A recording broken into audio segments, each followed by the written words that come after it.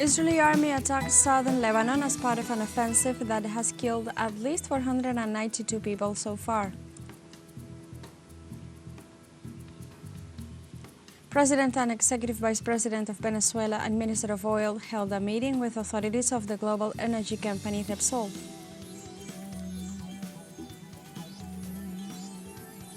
And Hurricane John reaches Category 2, facing the Pacific coast and advances its course towards southern Mexico.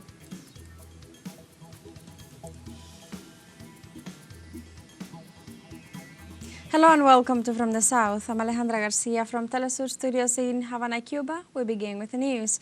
In Lebanon, more than 492 people were killed by the Israeli occupation forces in new air raids against the south of the country. According to local media reports, the occupation troops carried out new air raids on Monday against several Hezbollah resistance military centers as part of the escalation of hostilities.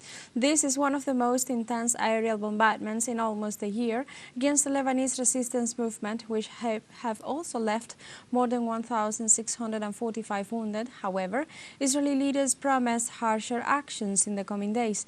The Lebanese Health Ministry warned that the balance of death and wounded are mostly women and children, and also affirmed that at least 300 targets, including civilian areas, have been bombed.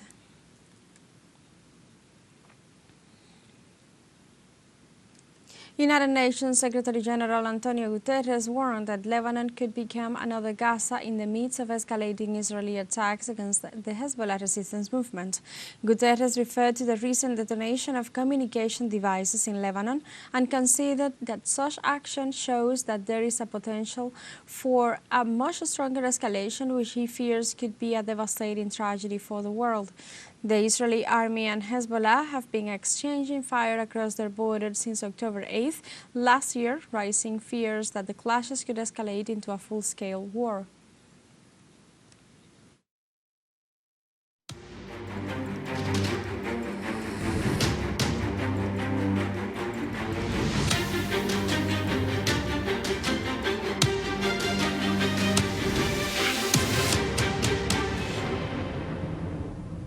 The United Nations organization denounced the dire conditions in which Palestinian children are living due to the constant Israeli attacks on the Gaza Strip. The organization stressed that thousands of Gazan children suffer psychological trauma as a result of the Zionist regime's attacks.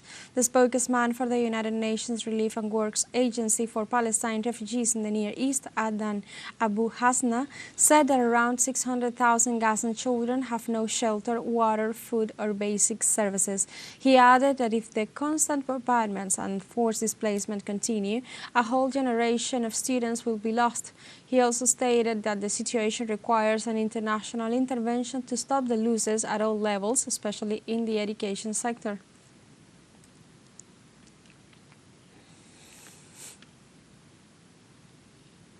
And in the context of the Summit of the Future held by United Nations, Cuba's Foreign Minister Bruno Rodriguez, in a meeting with the non-aligned movement, reaffirmed his support for the Palestinian cause and advocated the country's admission as a full member of the organization.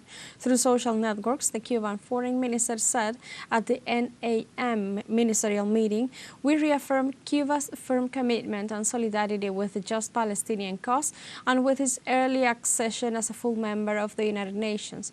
We will continue to contribute to legitimate international efforts to put an end to the Israeli genocide in Palestine."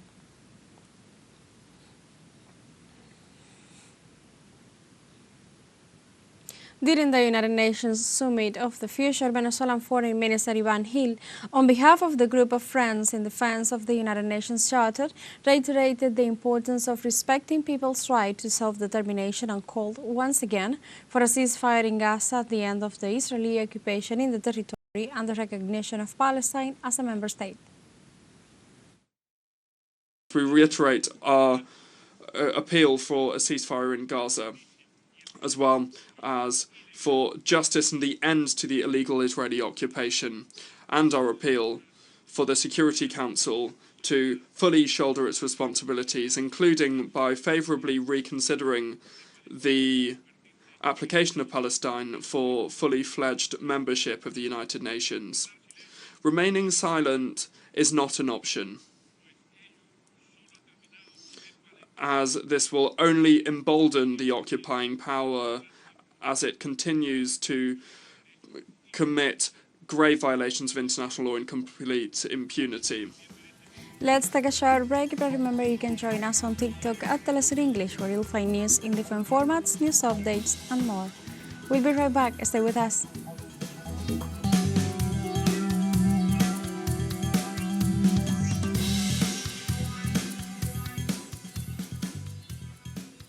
Welcome back.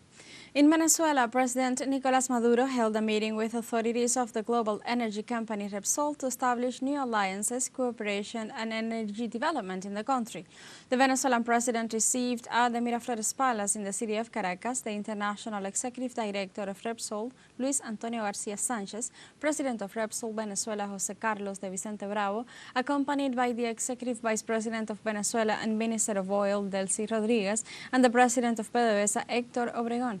During the meeting, the Vice President stated that the country continues to advance in energy cooperation plans and in alliances with companies such as Repsol, who invest in the world's first oil reserve, while the head of state, Nicolás Maduro, reiterated the call to all investors to seal important alliances in the energy, gas, and petrochemical areas.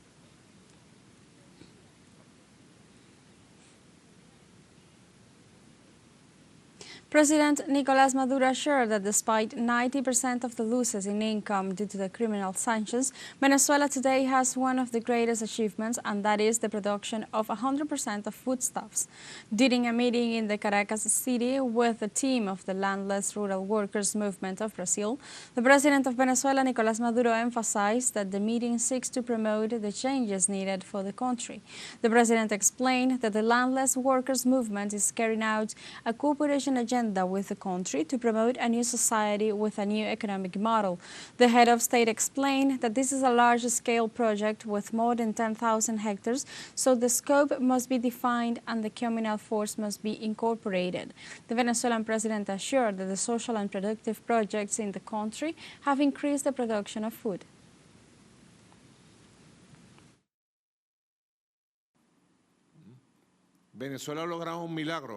Venezuela has achieved a miracle.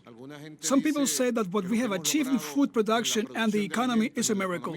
And there are those who are at the head of this plan that say, no, it's not a miracle, it's a plan. And I say, it's a miracle resulting from a plan. Venezuela, for the first time in 100 years, please correct me if I'm wrong, check it, in 100 years, in 120 years rather, when oil became hegemonic, when an economically dependent and rentier model was imposed in Venezuela, our food was never produced in Venezuela.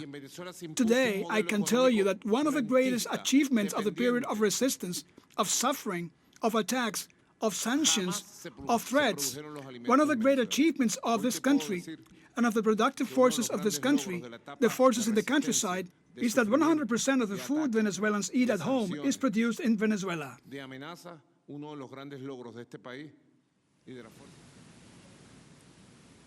In Venezuela, the development of the popular assemblies of the social and grassroots organizations continue towards the Congress of the Five Generations. These assemblies, which take place throughout the national territory, seek to prioritize projects and concretize proposals for transformations in the communal sectors with a view to the National Congress of the Five Generations. In this Congress that will take place on the 4th, 5th and 6th days of October, the collective problems of the communities will be prioritized. The same arises from a proposal of President Nicolás Maduro with the purpose of promoting the debate throughout the country for the government plan for the next 3 decades and listen to the population's criteria with a view to building the country.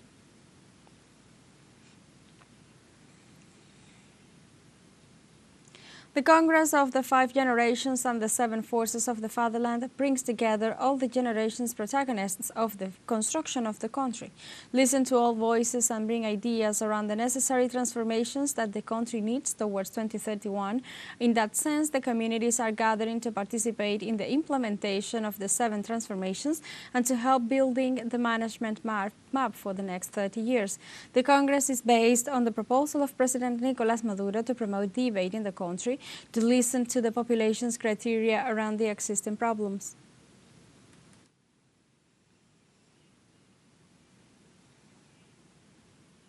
On Monday, the government of Colombia requested a security summit with Venezuela and Mexico to debate on the risk posed by the Israeli software Pegasus and the scope of espionage.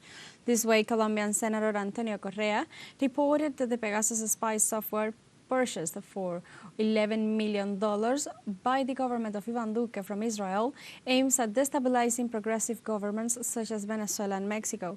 President Gustavo Petro described the acquisition of the spy software as a serious violation of the privacy of citizens, so an investigation was initiated to determine whether crimes were committed in this alleged espionage operation or not.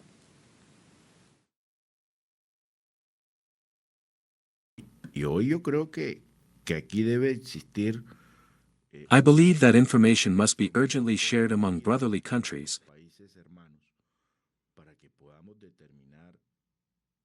so that we can determine who was the person or entity that took the $11 million in financial transactions and cash to Israel. Because this issue cannot be forgotten, and it cannot be said that because we did not find legal traces, then there was no spyware. Furthermore, Senator Correa indicated that Colombia will provide all the warranties that exist before the investigation that will be carried out on the Israeli software Pegasus. The Colombian Congress has the responsibility, and so everything that is within the constitutional and legal framework we will do, and we will be working on that, because it is our president, it is our democracy, and it is the stability of a people like the Colombian people, who decided and is accompanying the government of President Petro. And so we have the responsibility that all the guarantees exist, that all the investigations happen, and that there are no forbidden topics in our democracy. Let's review more information about the operation of the Israeli software Pegasus. Pegasus is a program that is installed without informed consent on mobile devices, which was developed by the Israeli cybernetic firm NSO. The software is hosted on the victim's cell phone through a link or after accessing a site and remains working in the device's background. Furthermore, it works as a remote control that allows the attacker to execute commands remotely. With this malware, the attacker gains access to text messages, calls, passwords, and even to the GPS location of the attacked device.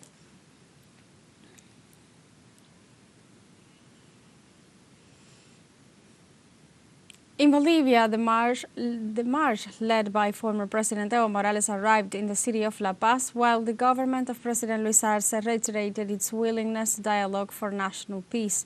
After 7 days of march, the march arrived to La Paz in a route that crossed different points of the country. Last Sunday, former President Evo Morales assured that this was the largest march in history, with the support of different sectors of the country. President Luis Arce, for his part, appealed for dialogue in the terms proposed by the Ombudsman to guarantee peace in the state.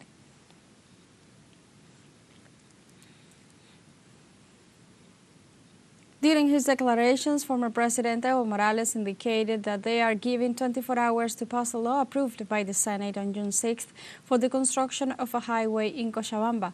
Morales affirmed that if the decisions of the Council are not approved, new mobilizations will take place. He also gave a term of 24 hours for a change of ministers to be carried out.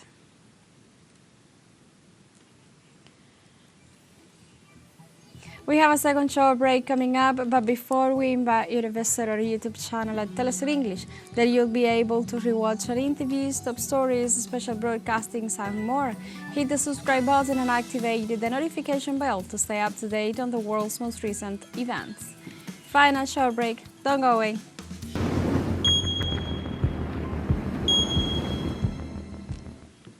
Welcome back to From the South. Hurricane John reaches Category 2 facing the Pacific coast and advances its course towards southern Mexico. According to authorities, severe hurricane-force winds and flash floods are expected, which could put the inhabitants of southern Mexico at risk. In this regard, the National Hurricane Center issued a hurricane and tropical storm warning for parts of southern Mexico. Through Thursday, John is expected to produce 6 to 12 inches of rain with isolated totals of about 15 inches in the coastal areas of Chiapas. In that context, the Mexican government issued a hurricane watch from west of Punta Maldonado to east of Acapulco in the state of Guerrero.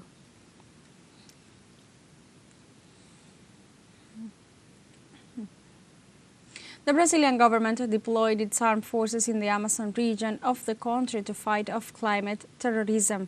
The Ministry of Defense ordered the commanders of the National Army, Navy and Aeronautics to ensure the efforts to count on the troops in the region. The military will provide support through the supply of teledetection images, the use of the fire panel with specialized personnel, and the training of the authorities involved in combating the fires. The National Executive further requested the military entity to quantify the necessary resources to plan and execute actions in the field and to designate a series of officers to form a joint command.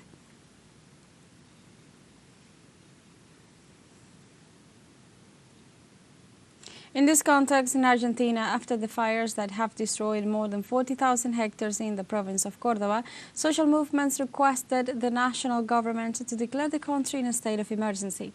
To date, more than 20 houses have been burned and dozens of people have been evacuated due to the blazes that have spread to other localities such as Ascochinga, La Granja and San Marcos Sierra.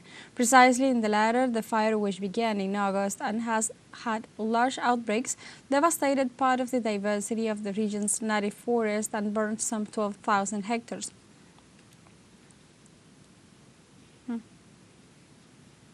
Meanwhile, in Bolivia, firefighting operations continue with 2 heavy aircraft and 3 armed forces helicopters in the affected regions.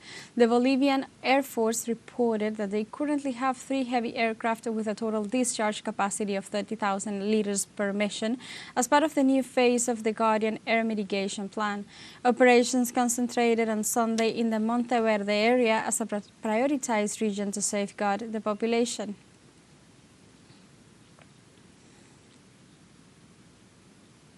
In Colombia, the National Unit for Disaster Risk Management indicated that the maximum alert continues at a national level due to at least 14 active forest fires and more than 10,000 hectares affected. To date, authorities indicated that the department of Tolima is the hardest hit area and emergency teams remain deployed to quell the fire.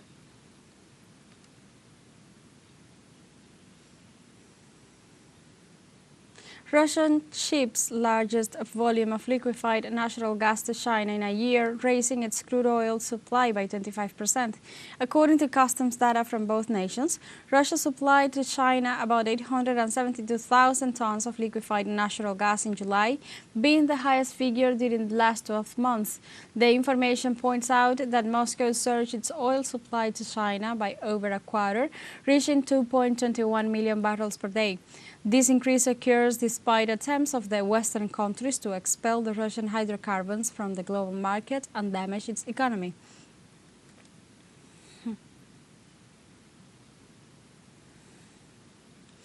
Venezuelan Foreign Minister Iván Gil held meetings with high-level officials from the Caribbean and Africa amid preparations for the United Nations General Assembly. The Venezuelan diplomat met first with his Zimbabwean counterpart, Federico Chava, where he greeted the Venezuelan people and President Nicolás Maduro for his re-election in the presidential elections of July 28th. In the same, Foreign Minister Iván Gil held a meeting with the Prime Minister of Antigua and Barbuda, Gaston Brown, where they discussed the importance of unity and solidarity among Caribbean countries with the aim of promoting greater development and cooperation in the region. At both meetings, high-level authorities expressed their interest in ratifying the ties of brotherhood and cooperation.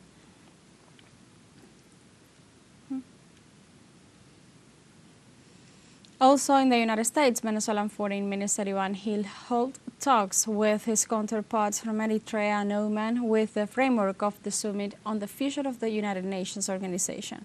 During the meeting, the representative of Eritrea proposed a review of the functioning of the United Nations in order to expand and guarantee cooperation among countries.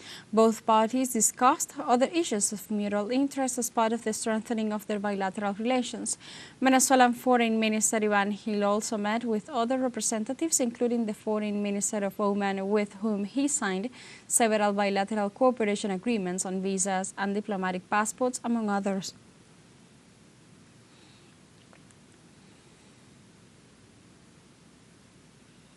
The Venezuelan diplomat Ivan Gil highlighted that during a meeting with the Minister of Foreign Affairs of China, Wang Yi, they reaffirmed bilateral relations between both countries.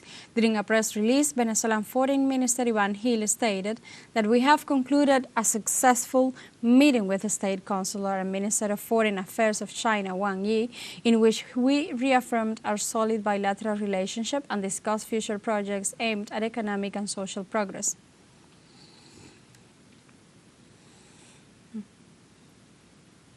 The Foreign Minister of Venezuela, Ivan Gil, welcomed the meeting with his Colombian counterpart, Luis Murillo, at the headquarters of the United Nations Organization, highlighting the fraternal relationship between the two countries.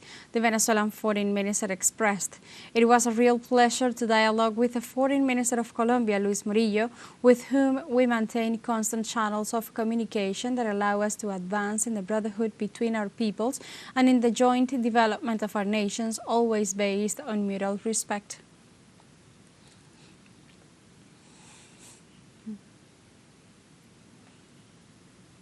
Nations of the world participate in the Summit of the Future for a Reform of Global Governance. The event aims to engage national and international leaders with 60 actions in 5 key areas: peace and security, sustainable development and financing, science, technology and innovation, youth and future generations, and the transformation of global governance. In previous speeches, Cuban Foreign Minister Bruno Rodriguez Parrilla called for a greater political will to review significant structural and moral failures of the international system. Meanwhile, United Nations Secretary General Antonio Guterres, during his speech, called for the rescue of multilateralism.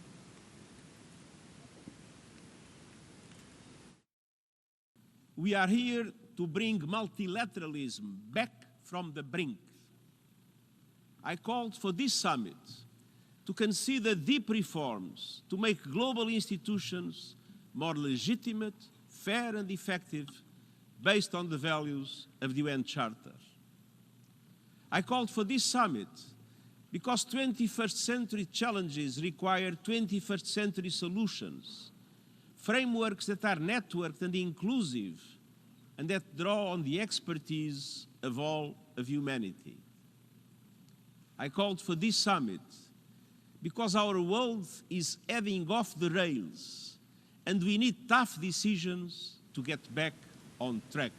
We have come to the end of this news brief, but you can find these and many other stories on our website at telesurenglish.net, and join us on social media: Facebook, X, Instagram, Telegram, and TikTok as well. For Telesur English, I'm Alejandra Garcia. Thank you for watching.